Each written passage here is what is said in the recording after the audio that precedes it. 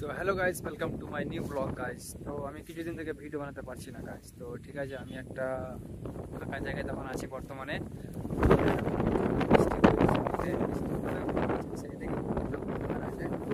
আর তোমাদেরকে আমি দেখাচ্ছি লোকেশনটা কিরকম আছে।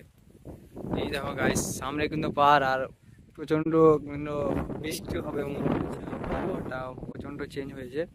তো তোমরা দেখতে পাচ্ছ রোডটা কেমন গাইজ।